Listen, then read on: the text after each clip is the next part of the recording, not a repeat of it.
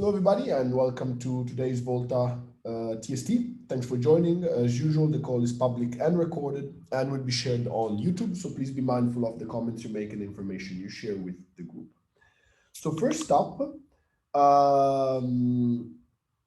I'd like to share a couple of Protos patches that are coming in, that have come in or are coming in. The first one is around the NEG test action that Girish submitted. Girish, is there anything you want to share about this? Anything that needs discussion? No, I don't see any particular discussion here, but the change is related to providing decimal value resolutions for optical line supervision test results. So I had to change the existing format from int32 to float. Yeah, so that's the change. Okay. The other one that went in was this one in relationship to images, the images proto. So this was mainly to change some of the lessons and things that we learned during the first implementation that we did in 2.7. There were a lot of things that could be done better, especially around the way we handle activation, commission, download, activate, and commit calls to the device. And also we discussed also with the operators, and they wanted it done a little bit differently than what we were doing, which was a one-shot thing in 2.7. So these protos are actually much go in that direction. There are still a few things that during the implementation and the review of patches were uncovered, and those will be addressed in a future upcoming patch when the key components of the whole functionality are done.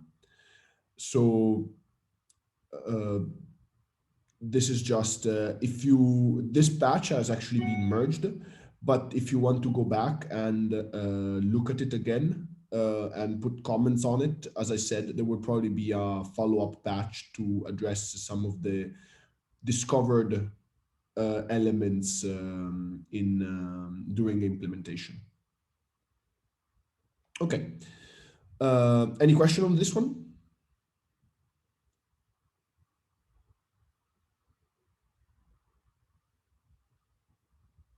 No. Okay. Then next one is the current. I wanted to discuss the current status of the reconciling patches.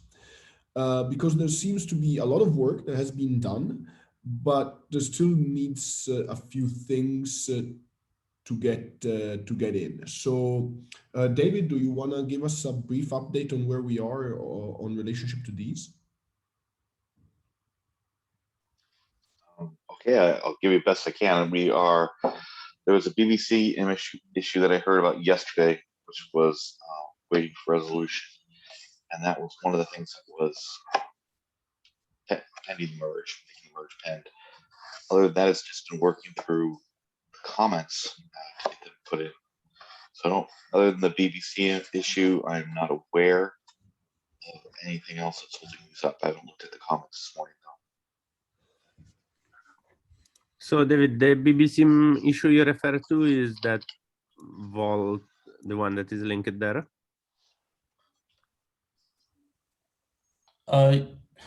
Yes, that one. Yeah. Yeah, that's not really a BBC issue. It's just a general issue. It happens on hardware too. Okay, fair enough. It was just referred to me as a BBC issue. That's where it's used the label. Yeah, that's how we found it out. But basically, what happens is that if you disable the device, the gRPC stream is still active. But then if you reboot either the device or the adapter, the gRPC stream gets closed for obvious reason. And when we do the call re-enable device, we don't pass the stream back. So there is no way the device can send the indication back to the adapter. Well, Theo, that was our initial assumption, but it turned out that actually when you restart the adapter, the first thing that it does is establish connection with OLT and pass back the stream, and then you enable the OLT. There was a problem within the adapter itself, in the state machine. I mean, we haven't ever tested this, so there were some new transactions on the state machine that weren't handled that led to this problem. So I fixed this issue in the adapter, but the agent that runs on the hardware OLT also needed some changes to support this scenario. I suspect this issue will happen in BBSIM. So if you just use this Yeah, BBSIM will adapter most. patch and BBSIM, it should just work. I think BBSIM may need the same changes that you have done in the adapter. We can talk about that offline. Sure. Okay. Thanks, guys. The one question I had was in relationship to the OpenOLT adapter. I don't see any change in the OpenOLT adapter for reconciling. Is that correct, or am I missing something? I thought there was a change to it. The only change there was, to add the state reconciling when it was reconciling. That's all. I think that one probably is merged already. It's merged? Is it? Because I remember I'm looking at them right now. There's oh, it's not. It's now a merge conflict on the OpenLT adapter. It's, which one is this? It's 23547. Okay, let me fetch that. Right now it's got both needs rebased as well as got a test verification issue. Yeah, I mean, the hardware test job was unstable, so I was hoping Maninder was taking a look at that. I mean, I didn't specifically poke him, but I'll ping him. okay.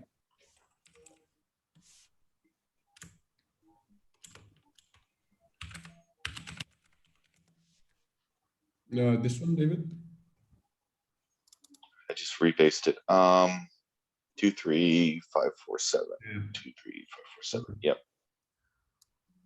Okay, then I think the next step on this one is actually to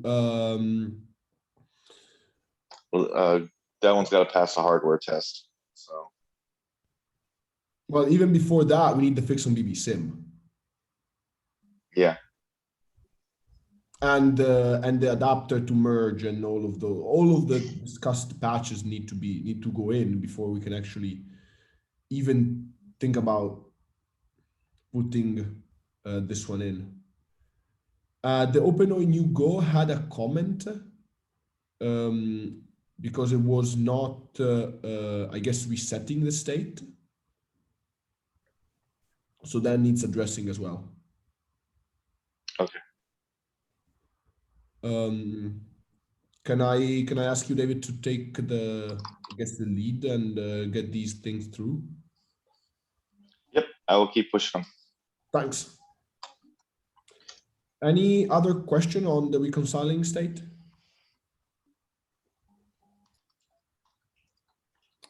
I have maybe a more general one. Are we taking any action on it in the core except for blocking all the calls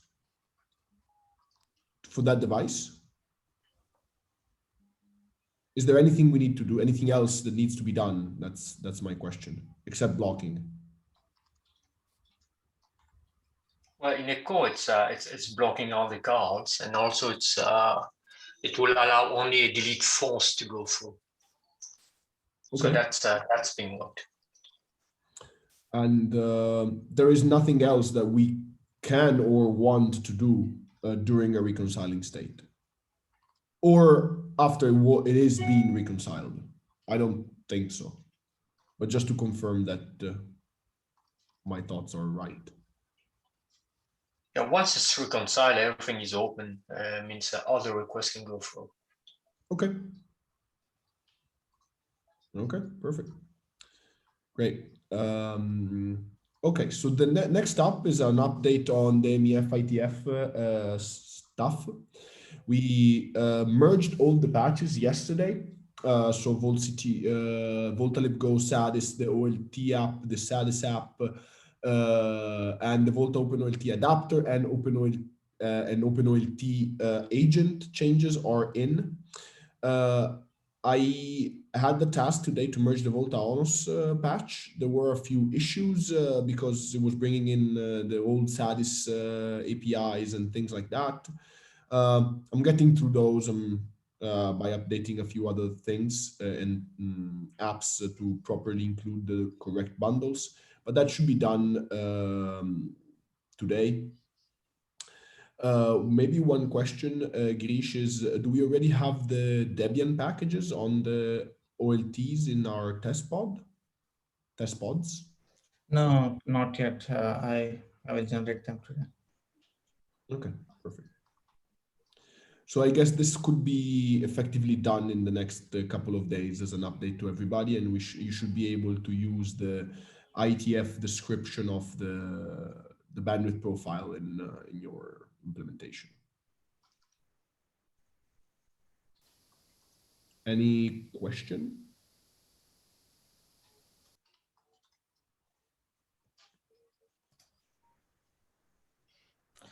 I'm not sure if I need to bring this up in this meeting. So I put down a few test use cases to test multiple TCON type support, but I think we have issues to verify, test those use cases.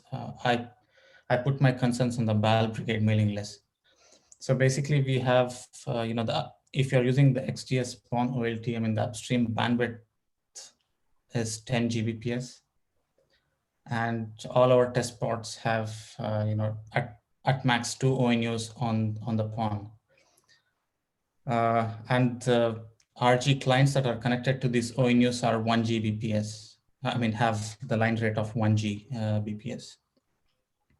So if you want to test bandwidth sharing on the PON, I mean there's no way we can do such test cases, because even if one ONU is going full throttle 1 Gbps, the other ONU also has more than enough bandwidth on the PON. So there is no way, I mean, we can truly verify that multiple TCON types allow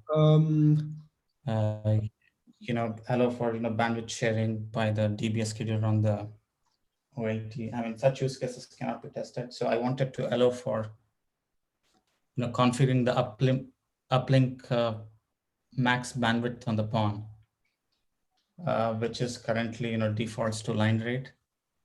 So are people generally okay to allow for such a configurability of PON upstream bandwidth? Try that again. Probably, I mean, this is not the right forum, but that's the concern that I have. Can you restate that again, please?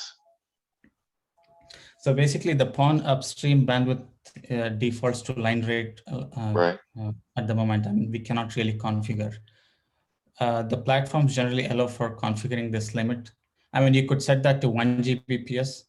And if you have 2 ONUs that share the bandwidth, I mean, then you could, and 2 of these ONUs, the max rate that they can pump the traffic in the upstream is 1 Gbps. So now you have PON bandwidth that is 1 Gbps and 2 ONUs that can pump at max 1 Gbps. So now you can do some tests like bandwidth sharing.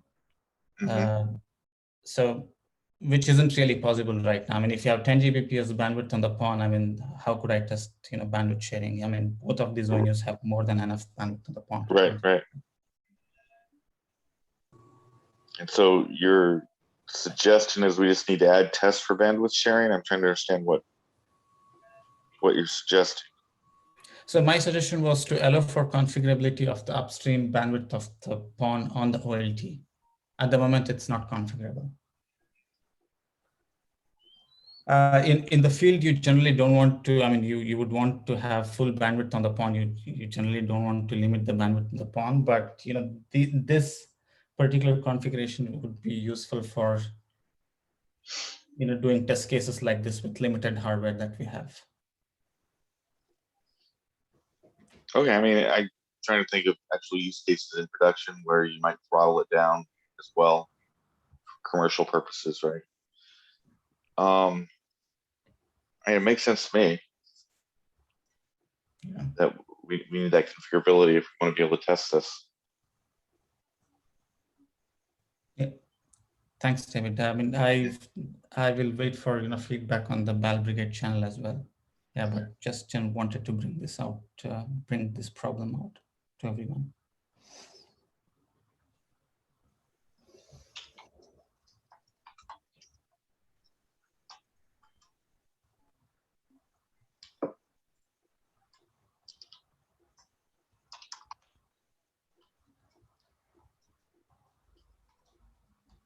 That's all from my side. Andrea, you're saying something? Sorry, I was muted. I was talking to myself. I was saying, let us know the BAL Brigade discussion on this. Be happy to know what their thoughts are.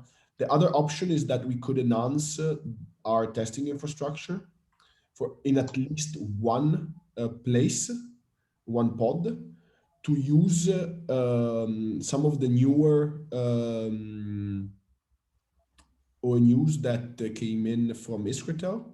And those ONUs from Iskritel are actually 10G capable. We would need to extend the feature on the server to have the a 10G port, but a new NIC, but I think it's doable. Mm-hmm. Okay, so that's another. Yeah, that's actually a good option. Yeah, yeah, let's try that. Yeah. Meanwhile, if you can just allow this configurability, I think it solves the problem with the existing hardware. But if you cannot reach a resolution, then yeah, I think this is also another viable option. Hi, Girish, it's Marcelo speaking. How about use 3 ONTs and try to attach a bandwidth profile, let's suppose with a bigger bandwidth, let's suppose 9 giga or 9.2 giga for one customer, and put the another bandwidth profile with a shared bandwidth for another to a subscriber, and just varying the maximum bandwidth for the another one. In this case, we don't need it to generate a lot of traffic, right? Yes, yeah, that's actually a good idea. I mean, I think you're suggesting to allow a guaranteed information rate for the third ONU. I mean, don't really pump traffic, but just reserve that bandwidth. Yeah. Is that right? Yeah. Yeah, I mean, that's actually a good idea.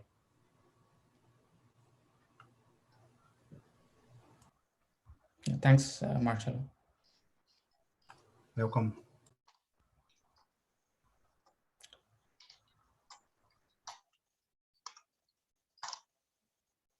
I think we have a few options, Girish, to proceed forward. And I think we are going to work on it at the ONF side between us and also the whole team at ONF. We can work on this. Any more thoughts or comments?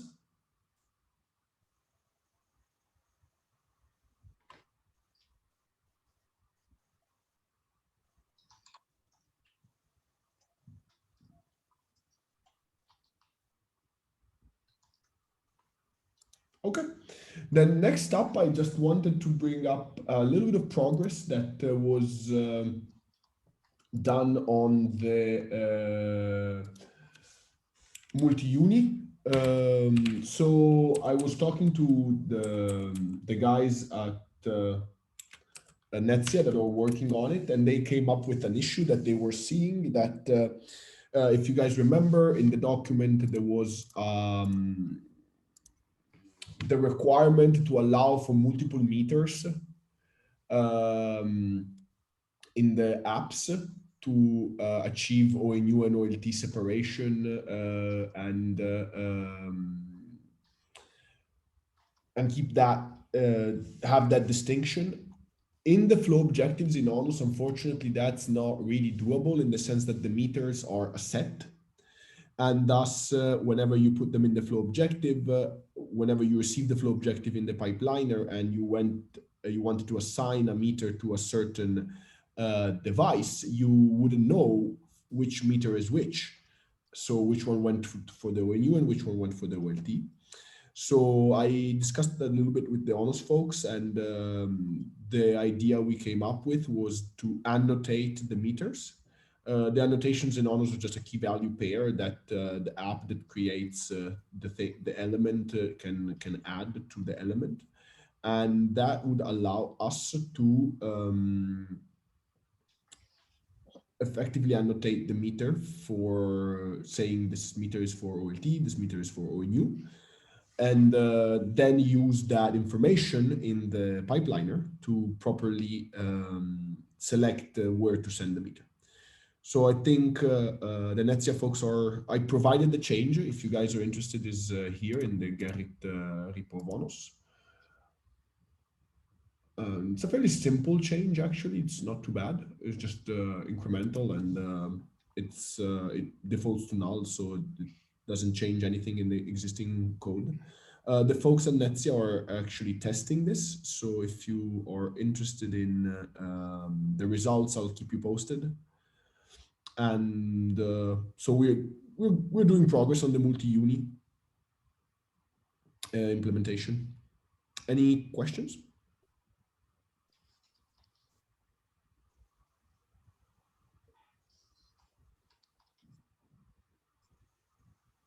No. Okay. Good. On our new auto registration, I don't see Circuit online, and I have no idea if they made any progress. Does anybody know anything about this? I am here. I'm sorry I was late, but I don't have anything new about that one. Okay. So the action item is still for you guys to take a look at the requirement in a better discussion internally at Turk Telecom, right? Yes. Also, I think we should also look at the code and if we can implement it without touching lots of things. I guess also can had some comments. So I think we will look at the code and find a way to implement it in a proper way. Okay, sounds good. Okay, then last element that I had on the agenda for today was a little bit of an update on the storage discussion we were having. So thanks a lot to Maninder from Siena. He uploaded a patch that uses the new etcd charts just for testing. It's a vOLTHA Helm charts patch. And that patch includes just a bump to a version 6 of the Helm charts. And it enables auto compaction. We have tried that patch on our scale cluster, but it does not reach full scale at the moment. But we have also found another parameter that provides, that was suggested in the etcd docs, that could provide us in some further enhancements in this performance, and that could enable us maybe to achieve the desired speed. So that is this particular parameter. I don't have any particular experience with this, so I don't really know what this does. But I want to, again, share this update with everybody and see if anybody has any prior knowledge on what this does and any thoughts on this. What's the parameter? Oh, this one.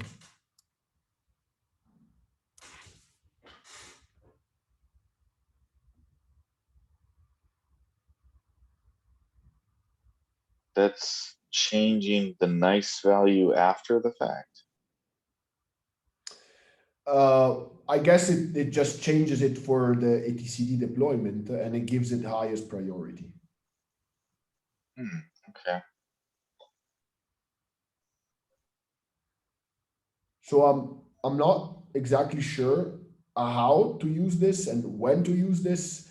I guess a little bit more, a lot more investigation needs to be done around it before we can call it safe for production deployments. But this is the next step we are going to try to reach the required scale we were aiming at. It's going to be interesting, particularly when you talk about containers. Yeah, so I am myself wondering whether this will affect actually our deployment. Lots of things. Yeah, exactly. Because all, you know, Kubernetes itself uses disk for its own etcd, and Yep. yeah, it's a little. I'm not convinced. I mean, it'd be interesting to see the numbers before this, with just the other change, the normal parameter change. Yeah, the other This one scares me a little bit more. the other change doesn't really do anything. Hardik ran it a couple of times. Hardik, do you have anything on that?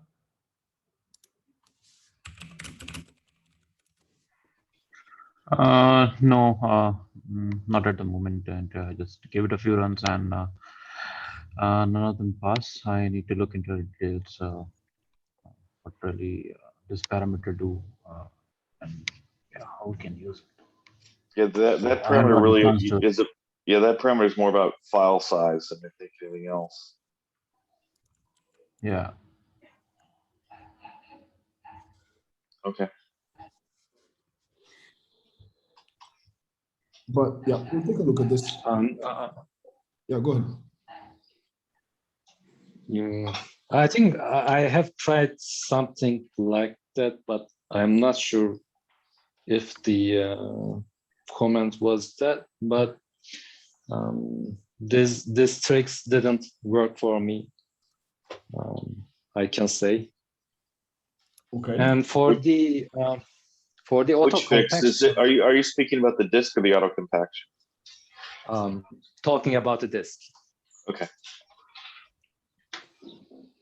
About the auto compaction, I think we discussed that earlier in our meetings, I guess. Auto compaction probably will not work for us, especially for the performance things, I guess. Because I remember auto compaction actually doesn't free the used memory. You have to run the defragmentation command in the etcd. But running that command is a blocking operation. Yes, and the issue was how to combine compaction with the defragment command to minimize that downtime during that blocking. If your compaction is large, then when you defrag, then it takes longer. Where if the smaller the compaction, the faster the defrag. And so the idea was perhaps just a balance that can be struck that meets our needs. Again, this is more about file size as opposed to performance compaction issues, because we were running into issues where I can't remember the exact numbers, but where there was just a huge amount of disk essentially being used, far more than what should have taken to store the data. Yeah. I remember my auto compaction setting was 10 minutes while testing with 16 OLTs. And when I tried the defragmentation after finishing the tests, the defragmentation took forever. It couldn't able to complete. Yeah, I suspect we're going to want a smaller compaction window to manage Like that. like 1 minute or smaller. I think that's something that we're gonna have to experiment with, to be honest. But yeah, I'm towards the 1 minute versus kind of even the 5 minute, which is what it's defaulted now to, I believe. I see.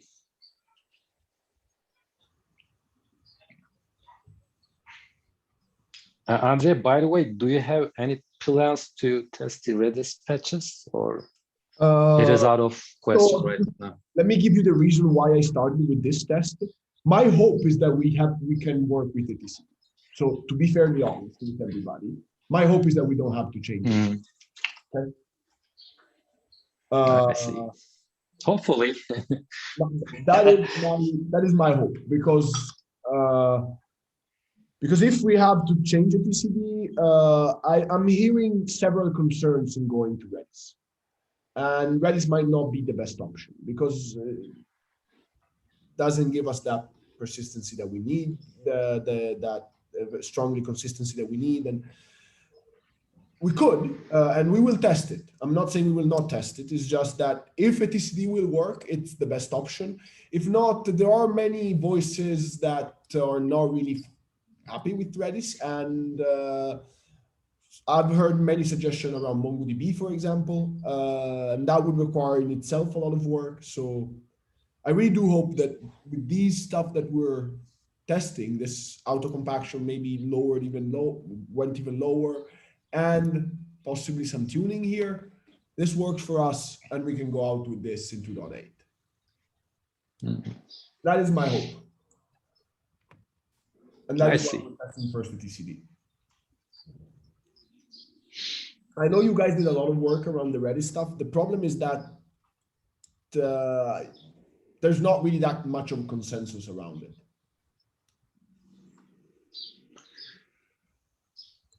Yeah, we still uses the etcd in the production actually, but there's not much customers right now, so it's not a problem. But for the next release, we are about to put that into the production right now. That release is in our test support team, so they will test and they will give us the results. So we are waiting for that. Actually, also, I think we discussed earlier again. So for each vOLTHA stack, we are deploying a Redis instance. So for 16 ORTs, we are deploying 16 Redis instances. So it's also a kind of sharding the data. So there will be no single bottleneck point if we use Redis. So it's also, I think it's a better option because Türk Telekom also wants 32 ORTs in Edge. So I don't think we can scale etcd for 32 ORTs. Maybe for 16 it's okay. We can achieve that, but I don't think for 32 it's achievable.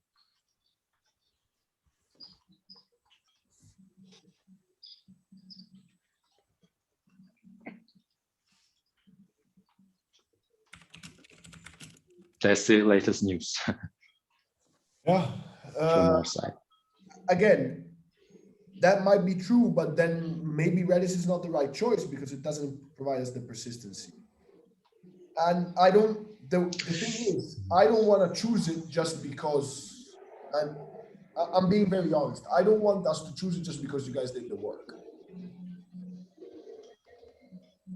If it doesn't, yeah, sure, of course. The requirements that we need, we don't go for it. I guess we couldn't complete the persistency discussion. So we should discuss again probably.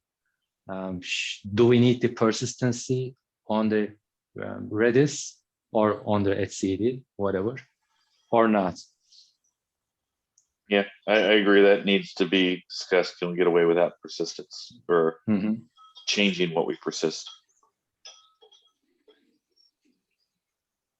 No, changing what we persist is not, oh, we go for persistency or we don't. You don't go for The issue is, are we persisting things we don't need to persist, but yet we still need some persistence? So there, I think there's we need no persistence, which would be fine, but there may be a condition where we need some persistence, but we don't need to persist everything we do today. Yeah. I think there was numerous discussions on that, and if I recall, we said that there is a need for persistence, and we just need to clean up places that we don't need persistence, but there is a need for persistence. Yeah, that was the agreement. There is a need for persistency, especially around some of the elements that need to be synchronized across services, and that need to be synchronized across restarts of the services and need to be identical across restarts of the services, such as identifiers for PON and allocation IDs and port IDs and things like that. So that needs persistency. No, that doesn't need persistency, actually. I recall that we couldn't complete this discussion because the data is still there, even with persistency or not. So, for example, if you lose the compute node, one of the compute nodes, there are still two other places you can fetch the data, right? But if you lose all of your cluster servers, then of course you will lose all of your data. Then everything needs to be restarted. But even if we keep the persistency data in etcd or in the Redis, I think ONOS wouldn't have the all of the flows. Probably we need to restart all of the OLTs to get back to the proper state.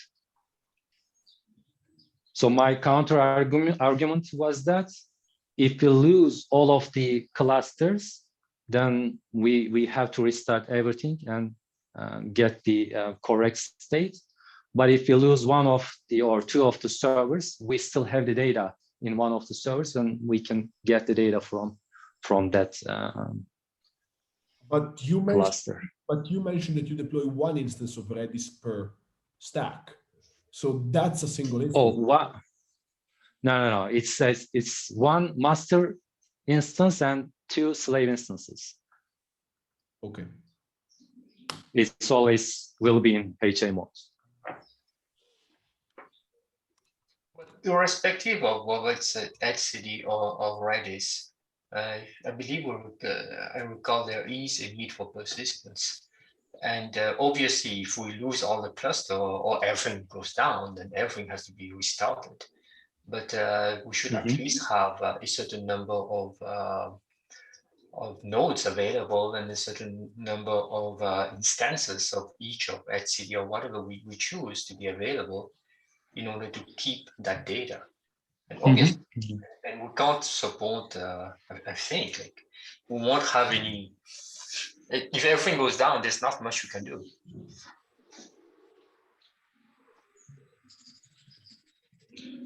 So the problem with etcd is actually we are not able to disable the persistency at all. But for Redis, the difference is actually I still need to enable some persistent volumes for the Redis instances because they need the DOS cluster information. But I can disable the persistency using the Redis configuration, not the chart configurations, but the Redis configuration itself. But for the etcd, it is not doable. You cannot configure Redis without persistency. Yeah, For Redis, was there an issue with data consistency among Yes. master and the slave? Is not Yes. not strongly consistent. So the agreement. Yes, correct. So the agreement was that for some of that data, we needed strong consistency. We couldn't shy away from that. So I don't know what to do with this, because that effectively, for all intents and purposes, puts us away from ETC, from Redis.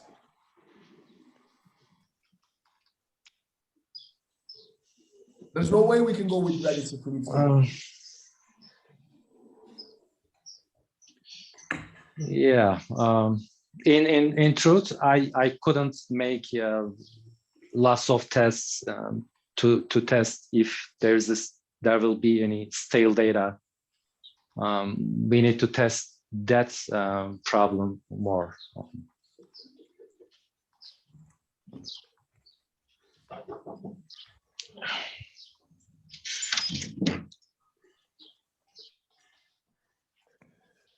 You know, I also started working on a document that was, evaluating what really needs consistency and, which could be actually stored in a local cache, but that's what sort of went into a back burner with all other 2.8 work that came in.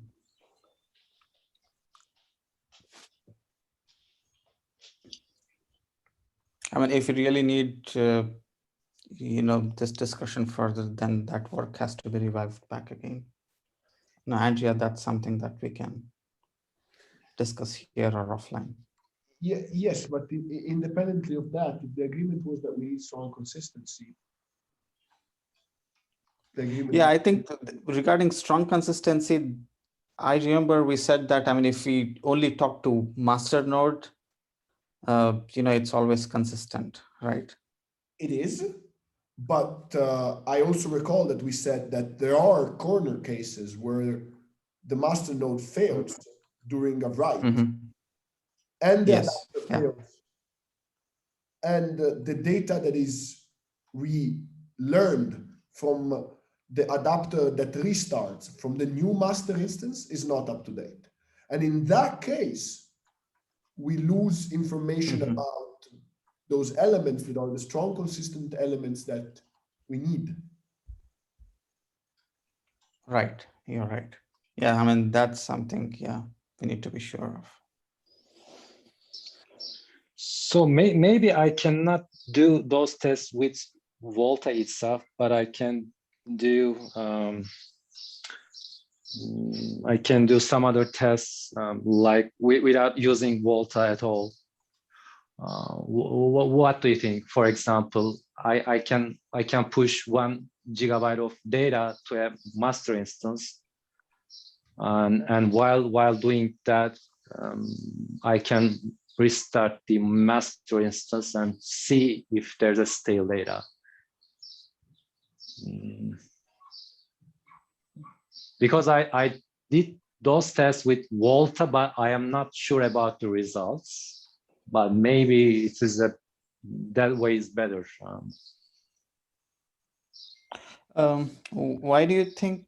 I mean, I'm not sure what problems you had, but say you're testing 1,024 subscribers of DT and Deutsche Telekom or Turk Telekom, and that usually takes 5 to 10 minutes, and then you could kill the master node while subscribers are provisioning. So what I see, if I restart the master Redis instance, then some of the provisioning of flows fails actually. So I don't know if there's a stale data or not in the Redis instances.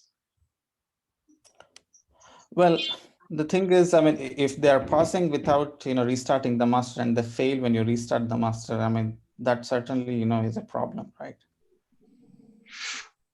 I guess. What about the etcd? I believe we have the same problem with etcd. So. Oh yeah, I mean, we have to do the test with etcd as well and see if it passes there. Yeah. What if we enable the persistency? In theory, if we enable persistency, we should be able to just save it to disk. No? Am I missing something? No, the problem is that when you close one of the instances, then the connection is broken and the connected instances like Vault Open OLT adapter cannot understand immediately the connection is lost. Then some of the requests going to the etcd fails. That is normal.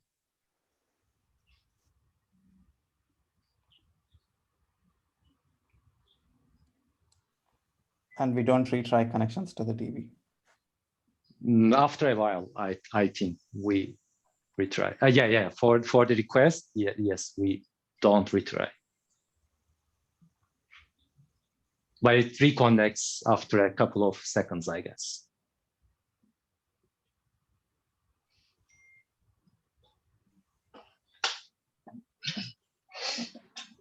Yeah, I mean, we really need to investigate, because if the flow add fails, I mean, Ono certainly does retry. I mean, I'm not sure.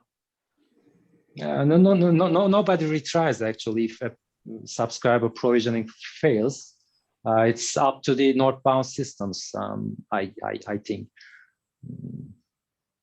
northbound systems can retry if there's a failure or something.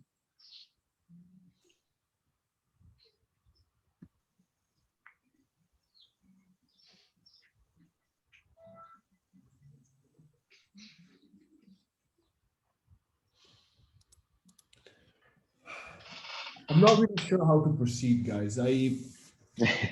It seems we go in circles every time we talk about this, and we don't, yes. don't get a resolution. We never get a resolution. We always talk about it and never get a resolution. Possibly because we don't know enough, and it is possible. There is really no expert of database systems in here, and I don't feel that my knowledge is enough. So yeah, we are learning.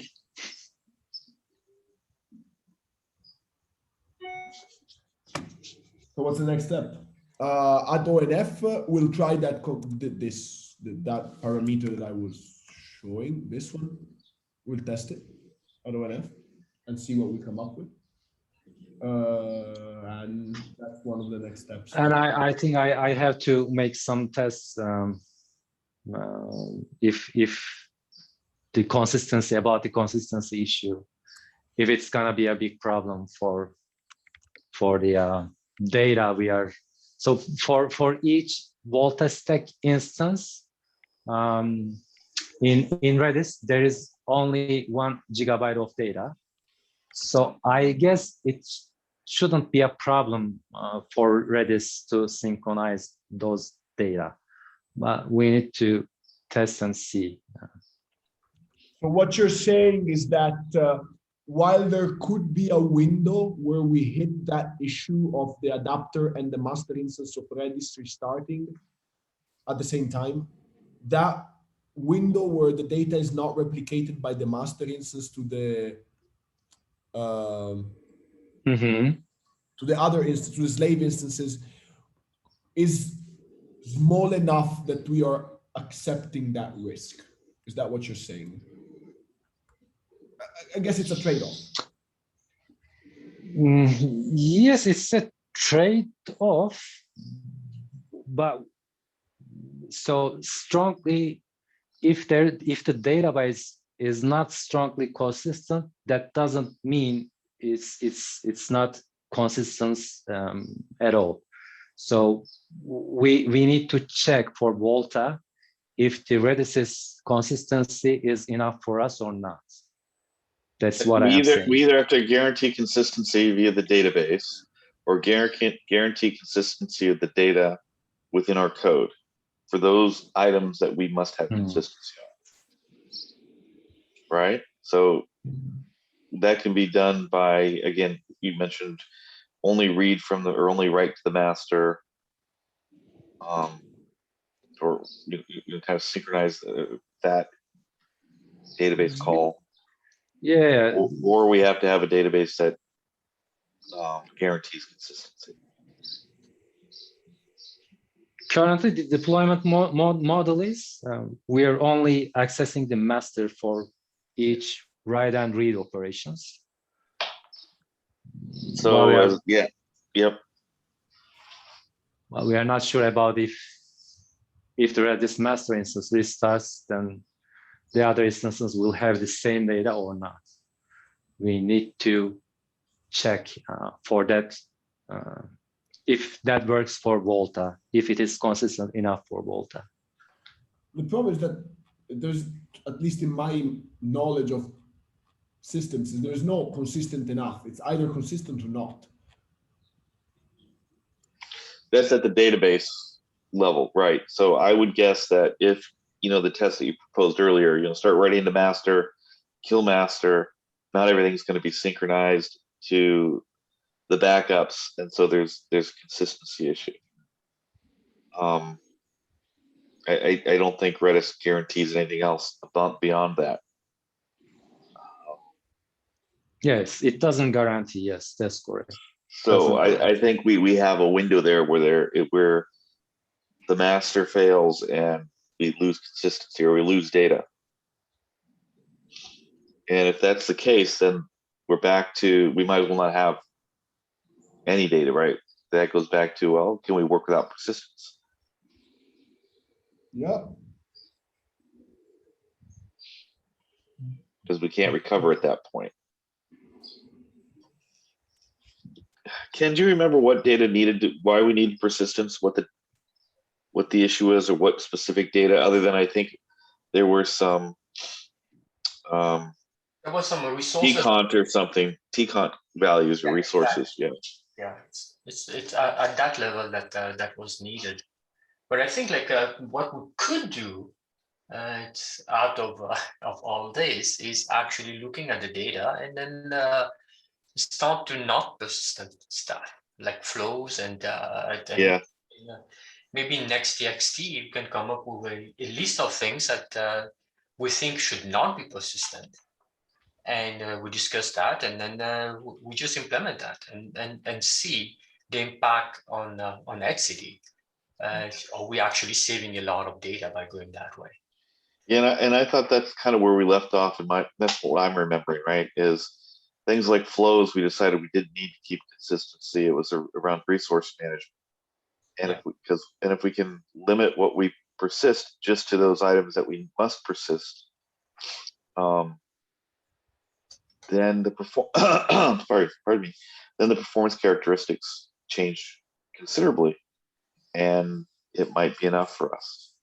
Yeah, exactly. I think what happened, every time we talk about the overall thing on a TST, maybe we should have a targeted TST where we just look at the data. We just say, okay, we're good. This is what we're going to do. We're going to remove persistency from those data, and then let's discuss and figure out which one we'll keep and which one we won't keep. And in either case, I think this is a post-release change. It's a little bit tricky. Personally, I prefer this to be in 2.8 because then it will be kind of a pain. No, guys, the resolution to this needs to come in 2.8.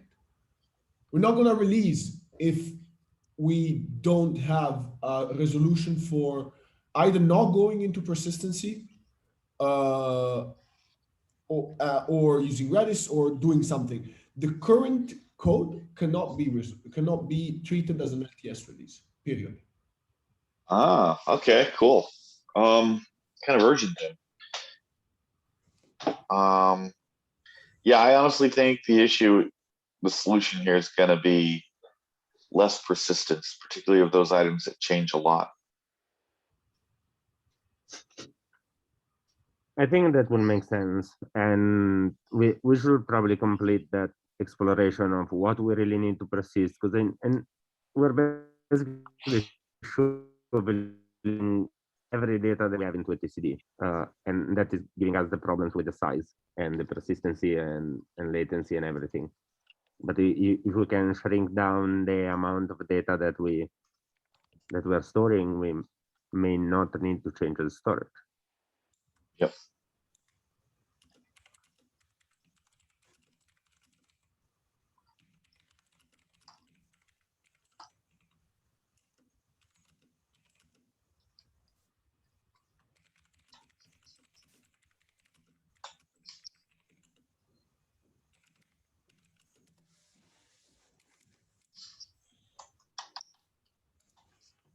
Okay.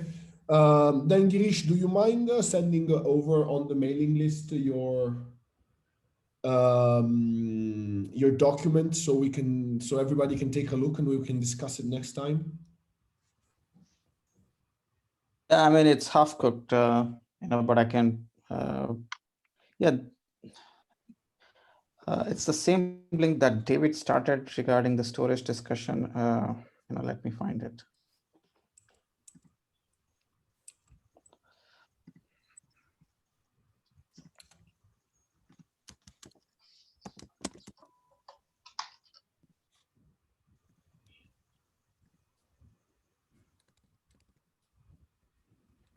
Okay, yes, yeah, I'm pinging here on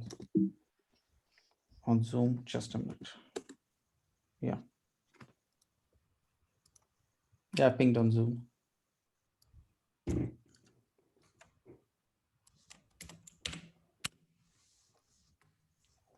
Yeah, I mean, just everyone take a quick look and let me know, the format of data that I'm capturing really is, helpful for the discussion that we would like to have.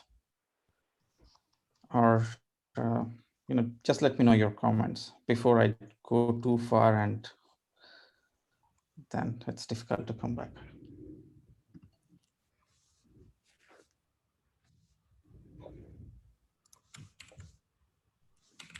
Okay. Thanks, guys. We're on top of the hour. Thanks for the discussion. Let's try and get some resolution on at least what we need to persist next time. So I'll bring it up as a first item for next week, and we can take a look at that. Thanks, everybody. Have a great day or afternoon or evening, depending on where you are. Cheers. Bye-bye. Bye. Thanks. Bye bye. Bye.